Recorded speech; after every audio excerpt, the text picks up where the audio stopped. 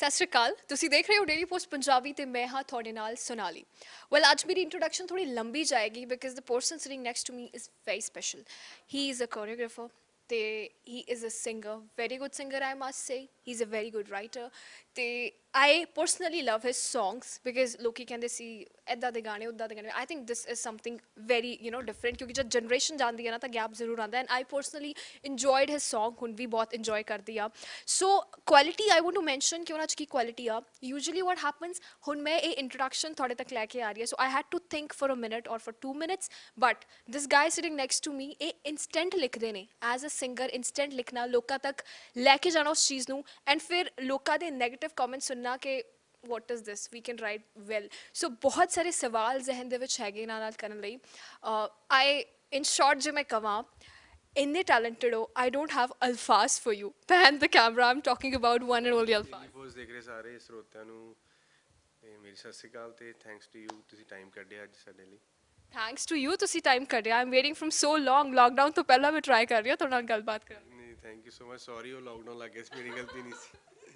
Okay so ਜਿਵੇਂ ਮੈਂ introduction ਦੇ ਵਿੱਚ ਕਿਹਾ ਕਿ ਇਨਸਟੈਂਟ ਤੁਸੀਂ ਬਣਾ ਲੈਂਦੇ ਹੁੰਦੇ ਹੋ ਕਿਸੇ ਵੀ ਬੀਟ ਤੇ ਕੋਈ ਵੀ ਗਾਣਾ ਤੁਸੀਂ ਲਿਖ ਕੇ ਸਾਹ ਨਾ ਦਿਓ ਹੁਣ ਯਾਰ ਇਦਾਂ ਕਰਕੇ ਕਈ ਵਾਰ ਮਾਈਂਡ ਸਟਕ ਹੋ ਜਾਂਦਾ ਉਹ ਮਤਲਬ ਮੇਰਾ ਇਹ ਹੈ ਕਿ ਅਗਰ ਕੋਈ ਬੀਟ ਮੈਨੂੰ ਸਮਝ ਆ ਗਈ ਤਾਂ ਉਹ ਨਾਲ ਦੀ ਨਾਲ ਇਨਸਟੈਂਟ ਹੈ 2 ਮਿੰਟ 'ਚ ਹੋ ਜਾਊਗਾ ਜਾਂ ਕੋਈ ਵਰਡ ਸਮਝ ਆ ਗਿਆ ਨਹੀਂ ਆਇਆ ਤਾਂ ਫਿਰ ਛੱਡ ਦਿੰਦਾ ਮੈਂ ਫਿਰ ਦਿਮਾਗ ਨਹੀਂ ਲਾਉਂਦਾ ਉੱਤੇ। ਅੱਛਾ ਮਤਲਬ ਚਲੋ ਮੈਂ ਫਸਾ ਨਹੀਂ ਰਹੀ ਬਟ ਤੁਹਾਡੇ ਆਪਣੇ ਨਾਮ ਤੇ ਕੁਝ ਹੋ ਸਕਦਾ ਹੈ ਅਲਫਾਜ਼ ਅਲਫਾਜ਼ ਤੇ ਹਾਂ ਅਲਫਾਜ਼ ਤੇ ਤਾਂ ਕੀ ਉਹ ਐਵੇਂ ਕਾਗਜ਼ਾਂ ਤੇ ਲੀਕਾਂ ਜਈਆਂ ਵਾਤੀਆਂ ਜੀ ਗੀਤ ਲੋਕਾਂ ਨੂੰ ਪਸੰਦ ਆਉਣ ਲੱਗ ਪਏ ਹੁਣ ਬਣੂਗੀ ਪਛਾਣ ਵਿੱਚ ਜਾਤੀਆਂ ਕਿਉਂਕਿ ਆਪ ਹੀ ਮੁਹਾਰੇ ਅਸੀਂ ਜੱਗ ਤੇ ਇੱਕ ਗੀਤ ਜਿਹੜਾ ਕਦੇ ਬਣੂਗਾ ਪਛਾਣ ਮੇਰੀ ਚਿੱਤ ਕਰੇ ਉਸ ਨੂੰ ਮੈਂ ਲਿਖਦਾ ਜਿਹੜੇ ਵੇਲੇ ਖਾਬਾਂ ਨੇ ਵੀ ਜਾਣਦਾ ਏ ਨਾਂ ਲੈਣਾ ਚਿੱਤ ਕਰੇ ਉਸ ਵੇਲੇ ਛਿੱਕਦਾ ਕਿਸੇ ਨਾ ਸਿਖਾਇਆ ਸਾਨੂੰ ਸਾਜਣਾ ਕੋਈ ਸਾਜਵੇ ਮਾਪਿਆਂ ਨੇ ਆਖ ਦਿੱਤਾ ਕਿਹੜਾ ਕੰਮ ਕਾਜ ਵੇ ਫਿਰ ਇੱਕ ਰੂਹ ਨਾ ਮੇਲ ਹੋਇਆ ਉਹ ਵੱਡਾ ਮਹਾਰਾਜ ਵੇ ਕਿਸੇ ਹੋਰ ਹੀ ਜੱਗ ਦਾ ਮੁਸਾਫਰ ਸੀ ਤੇ ਨੌ ਸਰਤਾਜ ਵੇ ਲੰਘਿਆ ਵੇਲਾ ਫੇਰ ਨਹੀਂ ਆਉਣਾ ਫੇਰ ਕਰੀ ਨਾ ਤੂੰ ਰੋਸ ਵੇ ਹਾਲੇ ਵੀ ਸਮਾਂ ਏ ਘਰ ਲੈ ਆ ਮਾਂ ਬੋਲੀ ਦਾ ਕੋਸ਼ ਵੇ ਸੁਣ ਕੇ ਉਹਦੀ ਗੱਲ ਪੈ ਗਿਆ ਸ਼ਾਇਰਾਂ ਵਾਲੇ ਰਾਹ ਜੀ ਪੋਥੀਆਂ ਚੋਂ ਲੱਭਦਾ ਹਾਂ ਮੌਲਾ ਦੀ ਦਰਗਾਹ ਜੀ ਰੱਖ ਹੌਸਲਾ ਵੇਖ ਕਰਕੇ ਇਬਾਦਤਾਂ ਫੇਰ ਵੇਖੀ ਕਿੰਜ ਮਿਲਦੀਆਂ ਨੇ ਸ਼ਹਾਦਤਾਂ। ਵੰਡਰਫੁਲ ਕੋਈ ਮੈਂ ਡੈਡੀਕੇਟ ਕਰਦਾ ਸਰਤਾਜ ਭਾਜੀ ਨੂੰ ਉਹਨਾਂ ਨੇ ਬਹੁਤ ਸੁਣਿਆ ਬਹੁਤ ਉਹਨਾਂ ਤੋਂ ਸਿੱਖਿਆ ਕਿ ਕਿਵੇਂ ਲਿਖੀਦਾ ਕਿਵੇਂ ਹੁੰਦਾ। ਲਿਖਦਾ ਹੈ ਤਾਂ ਜਿੱਥੇ ਤੱਕ ਮੈਨੂੰ ਪਤਾ ਯੂ ਕੈਨ ਕਰੈਕਟ ਮੀ ਤੁਸੀਂ ਸਿਰਫ 14 ਸਾਲ ਦੇ ਸੀ ਜਦੋਂ ਲਿਖਣਾ ਸ਼ੁਰੂ ਹਾਂਜੀ ਉਦੋਂ ਤਾਂ ਐਵੇਂ ਜਬਲੀਆਂ ਮਾਰਦੇ ਸੀ ਮਤਲਬ ਲਿਖਦੇ ਤਾਂ ਕੀ ਸੀ ਉਹ ਤਾਂ ਪਤਾ ਨਹੀਂ ਸੀ ਕਿਉਂਕਿ ਤੁਸੀਂ ਇਹ ਵੀ ਉਦਾਂ ਹੀ ਹੈ ਜਿਵੇਂ ਤੁਸੀਂ ਕਿਤੇ ਜੌਬ ਤੇ ਨਵੇਂ ਨਵੇਂ ਲੱਗਦੇ ਹੋ ਤਾਂ ਤੁਹਾਨੂੰ ਨਹੀਂ ਪਤਾ ਹੁੰਦਾ ਕਿਵੇਂ ਕਰੀਦਾ ਹੈ ਨਾ ਸੋ ਉਹ ਹੌਲੀ ਹੌਲੀ ਲਿਖ ਲਿਖ ਕੇ ਤੁਸੀਂ ਗਰੂਮ ਹੁੰਦੇ ਹੋ ਸਿੱਖ ਸਿੱਖ ਕੇ ਪੜ੍ਹ ਪੜ੍ਹ ਕੇ ਦੇਖ ਦੇਖ ਕੇ ਐਕਸਪੀਰੀਐਂਸਿਸ ਤੋਂ ਪਰਸਨਲ ਐਕਸਪੀਰੀਐਂਸਿਸ ਤੋਂ ਤੁਸੀਂ ਗਰੂਮ ਹੁੰਦੇ ਹੋ ਮੈਨੂੰ ਲੱਗਦਾ। Alfaz coming from bureaucrats family usually ਇੱਕ ਮਾਈਂਡ ਸੈਟਅਪ ਹੁੰਦਾ ਹੈ ਡਾਕਟਰ ਦੇ ਬੱਚੇ ਡਾਕਟਰ ਬਣਨਗੇ ਐਡਵੋਕੇਟ ਦੇ advocate means it goes on like with the passage of time ਤੁਹਾਡੀ family you belong to a very good family let me tell you that usually ਇੱਕ ਹੋਰ ਚੀਜ਼ ਮੈਂ ਜ਼ਰੂਰ ਮੈਂਸ਼ਨ ਕਰਨਾ ਚਾਹਾਂਗੀ ਪੰਜਾਬੀ ਗਾਣੇ ਦੇ ਵਿੱਚ ਜਿਹੜੇ ਇੰਗਲਿਸ਼ ਵਰਡ ਆ ਉਹ ਤੁਸੀਂ ਸ਼ੁਰੂ ਕੀਤੇ ਆ so because of that good qualification ਉਹ ਆਇਆ ਬਿਕਾਜ਼ ਤੁਸੀਂ ਟ੍ਰੈਂਡ ਸੈੱਟ ਕੀਤਾ ਉਸ ਚੀਜ਼ ਦਾ। ਪਤਾ ਨਹੀਂ ਉਹ ਬਹੁਤ ਰਿਸਕੀ ਵੀ ਸੀਗਾ ਯਾਰ ਉਹ ਕਿ ਪਤਾ ਨਹੀਂ ਲੋਕੀ ਪਸੰਦ ਕਰਨਗੇ ਐਪਰੀਸ਼ੀਏਟ ਕਰਨਗੇ ਕਿਉਂਕਿ ਹੈ ਨਾ ਤੋ ਆਈ ਥਿੰਕ ਉਹ ਯੂਥ ਨਾਲ ਕਨੈਕਟ ਕਰਨ ਵਾਲੀ ਗੱਲਾਂ ਸੀ ਕਈ ਵਾਰ ਵਰਡਸ ਬਹੁਤ ਮੈਨੂੰ ਇਹ ਹੁੰਦਾ ਕਿ ਹੈਵੀ ਵਰਡਸ ਵੋਕੈਬਲਰੀ ਨਾਲ ਗਾਣਾ ਰਿਚ ਨਹੀਂ ਹੁੰਦਾ ਤੁਹਾਡੇ ਕੰਟੈਂਟ ਨਾਲ ਗਾਣਾ ਰਿਚ ਹੁੰਦਾ ਤੁਸੀਂ ਗੱਲ ਕਿੰਨੀ ਕੀ ਕਹਿ ਰਹੇ ਹੋ ਹੈ ਨਾ ਸੋ ਗੱਲ ਵੱਡੀ ਹੁੰਦੀ ਹੈ ਹਮੇਸ਼ਾ। ਸੋ ਇੱਦਾਂ ਦੀ ਫੈਮਿਲੀ ਤੋਂ ਆਉਣਾ was that tough for you to join ਕਿਉਂਕਿ usually my mom dad was very supportive ਬਸ ਉਹਨਾਂ ਦੀ ਇੱਕੋ ਗੱਲ ਸੀਗੀ ਕਿ ਤੁਸੀਂ ਆਪਣੀ ਐਜੂਕੇਸ਼ਨ ਕੁਆਲੀਫਿਕੇਸ਼ਨ ਪੂਰੀ ਕਰੋ ਤੇ ਜਿੱਦਣ ਤੁਹਾਡੀ ਗ੍ਰੈਜੂਏਸ਼ਨ ਹੋ ਜੂਗੀ ਤਾਂ ਦ ਵੈਰੀ ਨੈਕਸਟ ਡੇ ਤੂੰ ਜੋ ਕਹੇਂਗਾ ਅਸੀਂ ਕਰਾਂਗੇ ਤੇਰੇ ਲਈ ਸੋ ਜੋ ਉਹੀ ਹੋਇਆ ਮੇਰੀ ਗ੍ਰੈਜੂਏਸ਼ਨ ਖਤਮ ਹੋਈ ਉਸ ਤੋਂ ਬਾਅਦ ਪੋਸਟ ਗ੍ਰੈਜੂਏਸ਼ਨ ਵੀ ਕੀਤੀ ਕਿਉਂਕਿ ਉਹਨਾਂ ਨੇ ਸੀਗਾ ਕਿ ਯਾਰ ਕਿ ਵੀ ਸਿੰਗਿੰਗ ਜਾਂ ਇਹ ਜਿਹਾ ਕਰੀਅਰ ਹੈ ਕਿ ਅਗਰ ਤੁਸੀਂ ਚੱਲ ਗਏ ਤਾਂ ਠੀਕ ਹੈ ਨਹੀਂ ਤਾਂ ਬਹੁਤ ਬਹੁਤ ਸਟਰਗਲ ਹੈ ਇਹਦੇ 'ਚ ਹੈ ਨਾ ਅਤੇ ਉਹ ਕਹਿੰਦੇ ਸੀ ਵੀ ਤੂੰ ਸਿਕਿਓਰ ਹੋ ਕੇ ਚੱਲ ਵੀ ਕਰ ਲੂੰ ਤੈਨੂੰ ਤਾਂ ਉਹਨਾਂ ਨੂੰ ਨਹੀਂ ਪਤਾ ਸੀ ਨਾ ਕਿ ਕੀ ਲਿਖਦਾ ਕੀ ਗਾਉਂਦਾ ਸੋ ਦੇ ਵਰ ਲਾਈਕ ਕਿ ਨਹੀਂ ਤੂੰ ਕੱਲ ਨੂੰ ਜੇ ਤੂੰ ਜੌਬ ਵੀ ਕਰਨੀ ਪਵੇ ਤਾਂ ਤੇਰੇ ਕੋਲ ਕੁਆਲੀਫਿਕੇਸ਼ਨ ਹੋਣੀ ਚਾਹੀਦੀ ਹੈ।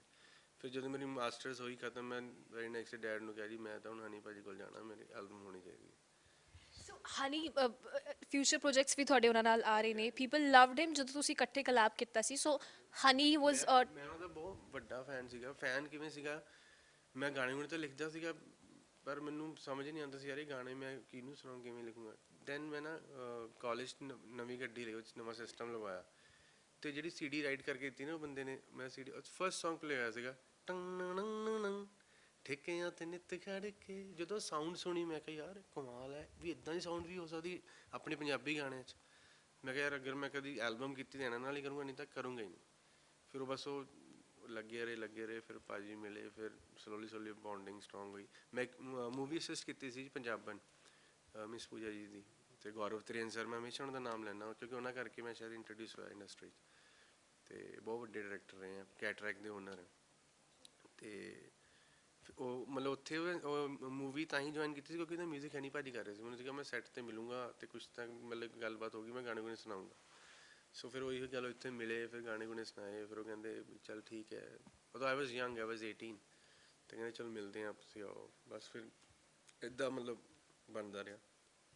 ਸੋ ਬਹੁਤ ਰੈਂਡਮਲੀ ਮਿਲੇ, ਦੇਰ ਵਾਜ਼ ਨੋ ਗੋਡਫਾਦਰ ਇਨ ਇੰਡਸਟਰੀ ਤੁਹਾਡੇ ਲਈ, ਅਤੇ ਹਨੀ ਮਿਲੇ। ਅਤੇ ਹੁਣ ਇੰਨੇ ਸਾਲ ਹੋ ਗਿਆ, ਆਈ ਸਟਿਲ ਰਿਮੈਂਬਰ ਕੀ ਹੁੰਦਾ ਹੈ ਕਿ ਵੈਨ ਯੂਜਲੀ ਜਦ ਅਸੀਂ ਕਿਸੇ ਸਿੰਗਰ ਕੋਲ ਜਾਂਦੇ who is already very popular, people love him, he is a trend setter, so competition ਵਾਲੀ ਫੀਲਿੰਗ ਆ ਜਾਂਦੀ ਹੈ। ਇਟਸ ਬੀਨ ਸੋ ਲੌਂਗ ਤੁਹਾਡੇ 'ਚ। I just want to know Alfaaz ਅਤੇ ਹਨੀ ਦੇ ਵਿੱਚ ਕਿਹੋ ਜਿਹਾ ਬੌਂਡ ਆ? ਬਹੁਤ ਵਧੀਆ ਜੀ। ਬੇਸਿਕਲੀ ਮੈਨੂੰ ਲੱਗਦਾ ਕੰਫਰਟ ਜ਼ੋਨ ਹੋਣਾ ਬਹੁਤ ਜ਼ਰੂਰੀ ਹੈ। ਮੈਂ ਕੁਛ ਗਾਣਾ ਜੇ ਹਨੀ ਭਾਈ ਨੂੰ ਭੇਜਦਾ ਅਤੇ ਉਹ ਸਿੱਧੀ ਆ ਜਾਂਦਾ, ਜਾਂ ਆ ਜਾਊਗਾ ਬਕਵਾਸ ਜਾਂ ਬੋਰਿੰਗ, ਮਤਲਬ ਜੈਨੂਅਨ, ਜਾਂ ਜੇ ਲਿਖਿਆ ਬਹੁਤ ਵਧੀਆ, ਮਤਲਬ ਇਹਨੂੰ ਬਣਾ ਕੁਛ ਹੋ ਅੱਗੇ ਲਿਖ। ਸੋ ਜੈਨੂਅਨ ਮਤਲਬ ਸਾਡੇ ਜੋ ਐ ਫੋਰਮੈਲਿਟੀ ਨਹੀਂ ਹੈਗੀ ਕਿ ਹਾਂ ਠੀਕ ਹੈ। ਉਹ ਵੀ ਭਾਜੀ ਨਾਲ ਵੈਸੇ ਕੰਫਰਟ ਜ਼ੋਨ ਹੈ, ਜੋ ਭਾਜੀ ਕੁਛ ਬੀਟ ਬੂਟ ਬਣਾਉਂਦੇ ਆ ਮਤਲਬ ਉਹਨਾਂ ਨੂੰ। ਪਰ ਮੈਂ ਉਹਨਾਂ ਦੀ ਇੱਕ ਚੀਜ਼ ਰਿਸਪੈਕਟ ਕਰਦਾ ਕਿ ਉਹ ਬਹੁਤ ਵਿਜ਼ਨਰੀ ਹੈ। ਜੋ ਅੱਜ ਤੋਂ 10 ਸਾਲ ਬਾਅਦ ਮਿਊਜ਼ਿਕ ਚੱਲਣਾ ਅੱਜ ਬਣਾ ਲੈਂਦੇ ਆ। ਸੋ ਹਾਂਜੀ, ਅਸੀਂ ਹੁਣ ਵੀ ਰੀਸੈਂਟ ਸਾਰੇ ਇੰਡਸਟਰੀ ਵਾਲੇ ਇਕੱਠੇ ਹੋਏ ਸੀ ਰੀਸੈਂਟਲੀ, ਤਾਂ ਉੱਥੇ ਭਾਜੀ ਨੇ ਕਾਫੀ ਗਾਣੇ ਗੁਣੇ ਸੁਣਾਏ। ਸੋ ਮਤਲਬ ਬਹੁਤ ਅਲੱਗ ਮਿਊਜ਼ਿਕ ਹੈ ਜਿਹੜਾ ਨਵਾਂ ਹੁਣ ਇੰਟਰੋਡਿਊਸ ਹੋਊਗਾ।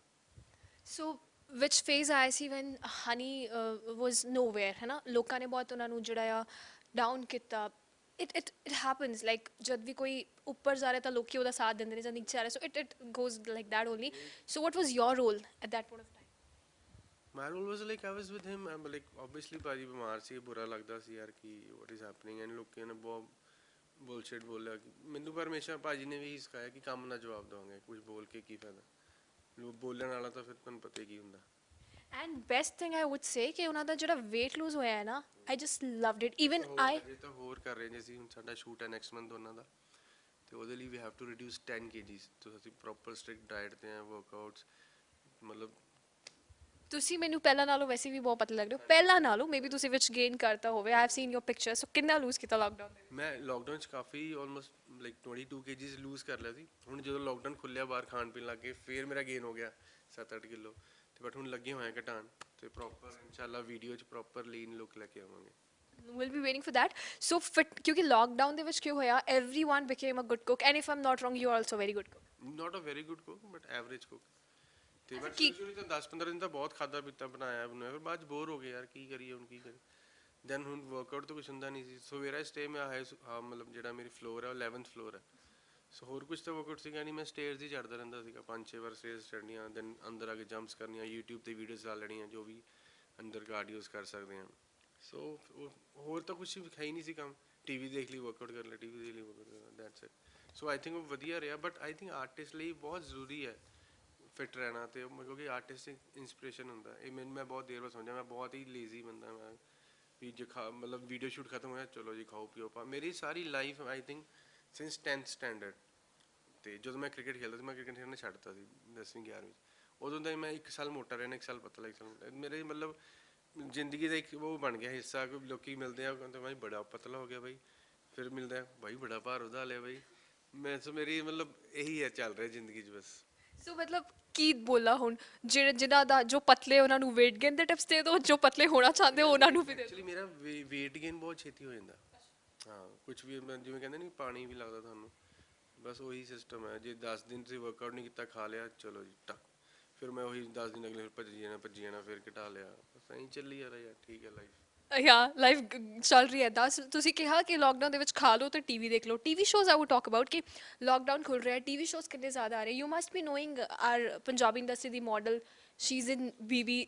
ਸਾਰਾ ਹਾਂਜੀ ਹਾਂਜੀ ਹਾਂਜੀ, ਤੇ ਲਾਈਕ ਬੈਸਟ ਆਫ ਲੱਕ ਹੀ ਕਹੂੰਗੀ, she is a good friend, ਤੇ ਵਧੀਆ ਵਧੀਆ ਕਰਨ ਉੱਥੇ, ਆਈ ਹੋਪ। ਰਿਕਸ਼ਾ ਵਾਲੇ ਗਾਣੇ ਤੋਂ ਬਾਅਦ ਇਟਸ ਬੀਨ ਸੋ ਮੈਨੀ ਇਅਰਸ ਤੇ ਬਹੁਤ ਚੇਂਜ ਆ ਗਿਆ ਨਾ ਚੀਜ਼ਾਂ ਦੇ ਵਿੱਚ। ਮਤਲਬ ਹੁਣ ਬਾਲੀਵੁੱਡ ਬਿਗ ਬੌਸ ਦੀ ਜੇ ਗੱਲ ਕਰੀਏ, it's very big platform, so almost 3 models I must say ਕਿ ਉੱਥੇ ਜਾ ਚੁੱਕੇ ਨੇ। So how you see these things, kinda ਕਿ ਪੰਜਾਬੀ ਜੀ ਮਤਲਬ ਨਾਟ ਓਨਲੀ ਬਿਗ ਬੌਸ, ਹੋਰ ਬਹੁਤ ਸਾਰੇ ਪਲੇਟਫਾਰਮਸ, ਰॉ ਸਟਾਰ, ਲਾਈਕ ਕਿੰਨੇ Punjabi artists, singers, actors, Jagjit Sandhu ਭਾਜੀ ਮਤਲਬ ਵੈਬ ਸੀਰੀਜ਼ 'ਚ ਆ ਰਿਹਾ ਆਪਣੇ ਪੰਜਾਬੀ ਸਿਨੇਮਾ ਤੋਂ ਉੱਠ ਕੇ, ਤੇ ਅੱਛੀ ਚੀਜ਼ ਆਈ ਥਿੰਕ, ਤੇ ਮਤਲਬ it's a proud movement for Punjabis. ਤੇ ਪਹਿਲਾਂ ਹੀ ਸ਼ੁਰੂ ਤੋਂ ਚੱਲਦਾ ਆ ਰਿਹਾ ਜੀ, ਪਹਿਲਾਂ ਦਲੇਰ ਮਹਿੰਦੀ ਸਾਹਿਬ ਨੇ ਪੂਰਾ ਗਾਹ ਪਾਇਆ, ਦੈਨ ਹੁਣ ਦਲਜੀਤ ਭਾਜੀ ਪੂਰਾ ਗਾਹ ਪਾ ਰਿਹਾ, ਦੈਨ ਯੋ ਇਨ ਸੀਨ, ਗੁਰੂ ਭਾਜੀ, ਗੁਰੂ ਰੰਧਾਵਾ ਭਾਜੀ, and Sukhe musical doctors, Jasmine Sandlas, Garry Sandhu, ਕਿੰਨੇ ਲੋਕ ਯਾਰ, ਨੇਮ ਦੈਟ, ਮਤਲਬ ਆਈ ਐਮ ਸੌਰੀ ਅਗਰ ਮੈਂ ਕਿਸੇ ਦਾ ਨਾਮ ਮਿਸ ਕਰਦਾ, ਸਾਰੇ individually they are doing so good. ਜੀ ਬਿਲਕੁਲ ਬਿਲਕੁਲ। ਸੋ ਗੱਲ ਕਰਦੇ ਕਰਦੇ ਆਈ ਐਕਚੁਅਲੀ ਮਿਸਡ ਇਟ ਕਿ ਆਈ ਫੋਰਗੋਟ ਦੈਟ Song ਜਿਹੜਾ ਮੇਰਾ ਪਰਸਨਲ ਫੇਵਰਟ ਸੀ, ਕੁੜੀ ਰਿਕਸ਼ੇ ਤੇ ਜਾਂਦੀ ਸੀ। I really want it, this ਗੱਲਾਂ ਬਹੁਤ ਹੋ ਗਈਆਂ, I want some music from you. ਬਿਲਕੁਲ ਜੀ ਬਿਲਕੁਲ। ਹੋ ਯਾਰਾਂ ਲਾਈਆਂ ਮਹਿਫਲਾਂ ਜੀ, ਚੇਤੇ ਆ ਗਏ ਵਕਤ ਨਗੀਨੇ, ਉੱਤੋਂ ਭੋਲੇ ਭਾਲੇ ਸੀ ਤੇ ਵਿੱਚੋਂ ਸਾਰੇ ਹੀ ਬੜੇ ਕਮੀਨੇ। ਜਿੱਥੇ ਹੀਰਾਂ ਹੁੰਦੀਆਂ ਸੀ ਉੱਥੇ ਹੀ ਰਾਂਝਿਆਂ ਦੀਆਂ ਡਾਰਾਂ, ਕੁੜੀ ਰਿਕਸ਼ੇ ਤੇ ਜਾਂਦੀ ਸੀ ਤੇ ਪਿੱਛੇ ਲਾ ਲੈਂਦੇ ਸੀ ਕਾਰਾਂ। Right now I'm sitting with you, I feel very good ਕਿ ਮਤਲਬ ਤੁਹਾਨੂੰ ਦੇਖ ਕੇ, because you have a baby face, right? So I really want to know ਕਿ ਹੁਣ ਦੇਖੋ ਮੈਂ ਤੁਹਾਨੂੰ ਜਾਣਦੀ ਨਹੀਂ personally, I really want to know what is the naughty side of Ulfaz?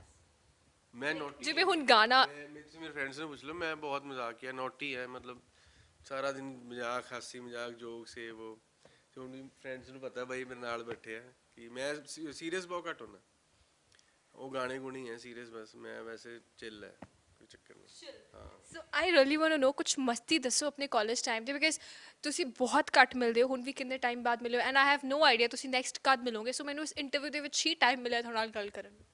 College time ਯਾਰ ਬਹੁਤ ਸਟੋਰੀਜ਼ ਹੈ, ਹੁਣ ਤਾਂ ਇਦਾਂ ਹੀ, ਜਿਵੇਂ ਅਸੀਂ ਇੱਕ ਵਾਰ ਫਰੈਂਡਸ ਹੁਣ ਫਨ ਕਰ, ਮਤਲਬ ਪੁਲਿਸ ਸਟੇਸ਼ਨ ਵੀ ਗਏ ਹੋਏ ਹਾਂ ਅਸੀਂ ਤਾਂ ਕਾਲਜ ਟਾਈਮ ਤੇ, ਦੈਨ ਕੀ ਕਹਿੰਦੇ ਟ੍ਰਿਪਲੀਆਂ ਵੀ ਮਾਰੀ ਹੋਈਆਂ ਬਾਈਕਸ ਤੇ, ਭੱਜੇ ਵੀ ਹੋਏ ਆ, ਬਹੁਤ ਬਥੇਰਾ ਕੁਛ ਹੈ। ਮਤਲਬ ਮੈਂ ਐਜ਼ ਐਨ ਆਰਟਿਸਟ ਲਾਈਫ ਵੀ ਅਸੀਂ ਬੜੇ ਸ਼ਰਾਰਤੀ ਰਹੇ ਹਾਂ, ਮਤਲਬ ਲੋਕਾਂ ਨਾਲ ਪ੍ਰੈਂਕਸ ਕਰੀ ਜਾਣਾ, ਤੇ ਐਵੇਂ ਕਿਸੇ ਨੂੰ ਕਹਿ ਦੇਣਾ, ਮਤਲਬ ਕੁਛ ਵੀ ਇੱਦਾਂ, ਮਤਲਬ ਹੁਣ ਯਾਦ ਨਹੀਂ ਆਉਂਦਾ ਜੋ ਤੁਸੀਂ ਅੱਜ ਤੱਕ ਇੱਕ ਵਾਰ ਮੌਕੇ ਤੇ ਪੁੱਛਦੇ ਹੋ ਨਾ, ਤੇ ਜਿਵੇਂ ਹੁਣ ਕੁਝ ਕ੍ਰੇਜ਼ੀ ਫੈਨਸ ਹੁੰਦੇ ਨੇ, do you have some crazy fan moment, ਜਾਂ ਫਿਰ ਕਈ ਵਾਰ ਕਿਉਂ? ਹੁਣ ਵੀ ਵਿਚਾਰੇ, ਇੱਕ ਤਾਂ ਸਾਡਾ ਇੰਸਟਾਗ੍ਰਾਮ ਤੇ ਮੁੰਡਾ ਅਸਲੀ ਆਰ ਕੇ ਕੁਛ ਕਰਕੇ, ਉਹ ਮੈਂ ਮਤਲਬ ਸਾਡੇ ਜਿੰਨੇ ਸਰਕਲ 10-12 ਲੋਕ ਹੈ ਕਨੈਕਟਡ, ਅਮੀ, ਹਨੀ ਭਾਜੀ, ਸੰਗਸਤਾ, ਹੋਮੀ, ਉਮੇਸ਼ ਭਾਜੀ, ਬਹੁਤ ਸਾਰੇ ਲੋਕ ਹੈ, ਤੇ ਕੋਈ ਵੀ ਬੰਦਾ ਪੋਸਟ ਪਾਉਂਦਾ ਨਾ, ਵਿਦ ਇਨ ਸੈਕਿੰਡ ਉਹ ਰੀਪੋਸਟ ਹੋ ਜਾਂਦੀ ਹੈ।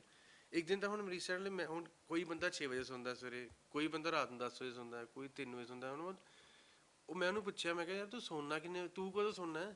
कहता भाई, कहता मैं, कहता जब मैं सोता हूँ मैं किसी की ड्यूटी लगे जाता हूँ, भी तू डलेगा तो फिर मैं डाल दूँगा, ਜਦੋਂ ਉਹ ਸੌਂਦਾ ਫਿਰ ਦੂਜਾ ਉੱਠ ਜਾਂਦਾ। ਸੋ ਇੰਨੇ ਮਤਲਬ ਯਾਰ ਵਧੀਆ ਲੱਗਦਾ ਕਿ ਹਾਰਡਕੋਰ ਫੈਨਸ ਇੰਨੇ ਆ ਵਧੀਆ। ਸਮਟਾਈਮਸ ਨਾ ਇੱਕ ਕ੍ਰੇਜ਼ੀ ਫੈਨ ਦੇ ਬਿਕਮ ਲਾਈਕ ਪ੍ਰੋਬਲਮੈਟਿਕ ਬਣ ਜਾਂਦੇ ਆ। ਮਤਲਬ what to say, I don't have a recent example, but ਕੁਝ ਹੋ ਜਾਂਦਾ ਹੈ ਜਾਂ ਕਿ ਹਾਂ ਫੈਨ ਨੇ ਇਦਾਂ ਕਰਤਾ ਉਹ ਕਰਤਾ, ਸੋ ਹਾਊ ਯੂ ਟੇਕ ਇਟ? ਇੰਨਾ ਕ੍ਰੇਜ਼ੀ ਹੋਣਾ, is it good for somebody? ਨਹੀਂ ਯਾਰ ਹੁਣ ਫੈਨ ਤਾਂ ਫੈਨ, ਉਹ ਜਜ਼ਬਾਤ, ਅਸੀਂ ਵੀ ਕਿੰਨਿਆਂ ਦੇ ਫੈਨ ਆ ਨਾ, ਤਾਂ ਅਸੀਂ ਵੀ ਤਾਂ ਜਜ਼ਬਾਤੀ ਹੋ ਜਾਂਦੇ ਜਦੋਂ ਵੈਨ ਵੀ ਸੀ ਦੈਮ, ਉਹ ਮੂਵਮੈਂਟ ਇਹੋ ਜਿਹੀ ਹੁੰਦੀ ਹੈ ਨਾ।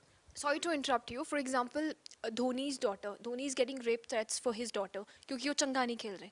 So what is that? How? That is a wrong thing. ਉਹ ਤਾਂ ਉਹ, ਹਾਂ ਉਹ ਤਾਂ ਇੱਦਾਂ ਨਹੀਂ ਹੋਣਾ ਚਾਹੀਦਾ। ਉਹ ਤਾਂ ਯਾਰ ਜਿਹੜਾ ਬੰਦਾ, ਉਹ ਮਤਲਬ ਉਹ ਖੁਦ ਹੀ ਮਤਲਬ ਉਹ ਹੈ ਜ਼ਿੰਮੇਵਾਰ ਹੈ, ਤੁਸੀਂ ਉਹਨਾਂ ਦੀ ਫੈਮਿਲੀ ਨੂੰ ਡਰੈਗ ਨਹੀਂ ਕਰਨਾ ਚਾਹੀਦਾ। ਇਹ ਤਾਂ ਕਿਤੇ ਵੀ ਮਤਲਬ ਸੱਚ ਨਹੀਂ ਹੈ। So it was lovely. वैसे समय इजाज़त नहीं देता, but I really want to know, like I want कि तुसी अपने future projects ਜਿਹੜੇ ਆ ਤੁਸੀਂ ਇੱਕ ਵਾਰ reveal। ਫਿਊਚਰ ਪ੍ਰੋਜੈਕਟਸ ਕਾਫੀ ਆ ਰਹੇ ਜੀ, ਕਾਫੀ ਕੋਲੈਬੋਰੇਸ਼ਨਸ ਕਰ ਰਹੇ। ਮੈਂ ਸੁੱਖੀ ਮਿਊਜ਼ੀਕਲ ਡਾਕਟਰਸ ਬਾਈ ਨਾਲ ਆ ਰਹੀ ਹੈ, ਕਾਫੀ ਗਾਣੇ ਅਸੀਂ ਰੈਡੀ ਕੀਤੇ ਆ, ਬਾਲੀਵੁੱਡ 'ਚ ਵੀ ਭੇਜੇ ਗਾਣੇ। ਹਨੀ ਬਾਈ ਨਾਲ ਆ ਰਹੇ ਕਾਫੀ ਗਾਣੇ, ਕਾਫੀ ਹੁਣ ਇੱਕ ਤਾਂ ਹੁਣ ਰੀਸੈਂਟ ਆ ਰਿਹਾ ਉਹ ਮੇਰਾ ਲਿਖਿਆ ਹੋਇਆ ਗਾਣਾ, ਤੇ ਉਹਦੇ ਚ ਰਾਜ ਬਰਾੜ ਸਾਹਿਬ ਦੀ ਬੇਟੀ ਨੂੰ ਭਾਜੀ ਲਾਂਚ ਕਰ ਰਹੇ ਹਾਂ। ਹਾਂਜੀ, ਸੋ ਤਾਜ ਬਰਾੜ ਨੇ ਗਾਇਆ, ਉਹ ਹਨੀ ਭਾਈ ਦਾ 뮤직 ਹੈ ਤੇ ਮੈਂ ਤੇ ਹੋਮੀ ਭਾਈ ਨੇ ਲਿਖਿਆ ਗਾਣਾ। ਉਹ ਆ ਰਿਹਾ, ਉਹ ਤਾਂ ਰੀਸੈਂਟ ਹੀ ਆ ਰਿਹਾ ਹੁਣ। ਛਲਾਂਗ ਮੂਵੀ ਆ ਰਹੀ ਹੈ, ਉਹਦੇ 'ਚ ਆ ਰਿਹਾ। ਤੇ ਉਸ ਤੋਂ ਬਾਅਦ ਹੋਰ ਕਾਫੀ ਗਾਣੇ ਰੈਡੀ ਕੀਤੇ ਪਏ ਆ, ਉਹ ਹੌਲੀ ਹੌਲੀ ਪਲਾਨ ਕਰਦੇ। ਹਨੀ ਭਾਈ ਨੇ ਆਲਰੇਡੀ 4-5 ਗਾਣੇ ਕਾਫੀ ਸ਼ੂਟ ਵੀ ਕੀਤੇ ਹੋਏ ਆ, ਸੋ ਆਈ ਜਾਣਗੇ ਹੁਣ। ਟੈਂਸ਼ਨ ਬ੍ਰੇਕ ਨਹੀਂ ਲੱਗਦੀ। ਜੀ, ਬ੍ਰੇਕ ਨਹੀਂ ਲੱਗਦੀ। ਸੋ ਕੀ ਸੀਗਾ ਲੇਟੈਸਟ ਕਿ ਸਿਨੇਮਾ ਹਾਲਸ ਖੁੱਲ੍ਹਣ ਵਾਲੇ ਸੀਗੇ ਬਟ ਸਡਨਲੀ ਹੁਣ ਆਰਡਰਸ ਆ ਕੇ ਕਿ ਸਿਨੇਮਾ ਹਾਲ ਨਹੀਂ ਖੁੱਲ੍ਹਣੇ। So how you take it? ਜਾਂ ਇਹ ਆਰਡਰਸ ਲੇਟੈਸਟ ਆਏ ਨੇ ਕਿ ਮੈਨੂੰ ਪਤਾ ਨਹੀਂ ਸੀ ਯਾਰ, ਮੈਨੂੰ ਕੋਈ ਮੈਨੂੰ ਤਾਂ ਤੁਸੀਂ ਦੱਸਿਆ, ਮੈਨੂੰ ਪਤਾ ਨਹੀਂ ਸੀ ਬਿਲਕੁਲ। ਹੁਣ ਮਤਲਬ cinema halls I don't know ਕਦ ਖੁੱਲਣਗੇ ਜਦ ਤੱਕ ਨੈਕਸਟ ਆਰਡਰ। ਲੋਕਾਂ ਦੀ ਸੇਫਟੀ ਲਈ ਹੈ ਯਾਰ, ਉਹ ਤਾਂ ਮਤਲਬ ਗਵਰਨਮੈਂਟ ਕੋਲ ਜਾਣ ਕੇ ਥੋੜੀ ਕਰ ਰਹੀ ਹੈ, ਉਹ ਤਾਂ ਕੋਵਿਡ ਕਰਕੇ ਚੱਲ ਰਿਹਾ, ਤਾਂ ਉਹ ਜਦੋਂ ਹੀ ਉਹਨਾਂ ਨੂੰ ਲੱਗੂਗਾ ਕਿ ਸੇਫ ਹੈ ਉਦੋਂ ਖੋਲ ਦੇਣਗੇ। ਬਾਕੀ ਟਿਲ ਦੈਨ ਟੀਵੀ ਤੇ ਇੰਜੋਏ ਕਰੋ। ਬਿਲਕੁਲ ਬਿਲਕੁਲ। It was so lovely talking to you. Thank you so much for giving us ਤੁਹਾਡਾ ਟਾਈਮ। ਆਈ ਵਾਂਟ ਕਿ ਜਾਂਦੇ ਜਾਂਦੇ ਅਸੀਂ ਉਹਨਾਂ ਨੂੰ ਤੁਹਾਡੇ ਸੋਹਣੇ ਜਿਹੇ ਅਲਫਾਜ਼ ਸੁਣਾਈਏ and ਉਹਨਾਂ ਨੂੰ ਉਸ ਧੁਨ ਦੇ ਵਿੱਚ ਰੱਖੇ ਜਾਈਏ। ਬਿਲਕੁਲ ਬਿਲਕੁਲ ਜੀ। ਹੋ ਬੇਬੋ ਦੀਆਂ ਗੱਲਾਂ ਪਿੰਕ ਪਿੰਕ, ਹੋ ਕੱਲੀ ਬੈਠੀ ਕਰਦੀ ਸੀ ਡਰਿੰਕ। ਮੈਂ ਬਹਿ ਗਿਆ ਕੋਲੇ ਜਾ ਕੇ, ਮੋਢੇ ਨਾਲ ਮੋਢਾ ਲਾ ਕੇ, ਮੈਨੂੰ ਕਹਿੰਦੀ ਵਟ ਯੂ ਥਿੰਕ। ਬੇਬੋ ਦੀਆਂ ਗੱਲਾਂ pink pink. Thank you so much for talking to us. Thank you so much ma'am, thank you. And you also let us know what do you think about this conversation. Comment section ਦੇ ਵਿੱਚ ਜ਼ਰੂਰ mention ਕਰਿਓ. For more updates, stay tuned to us. Video journalist Anand ਦੇ ਨਾਲ Sonali Negi signing off.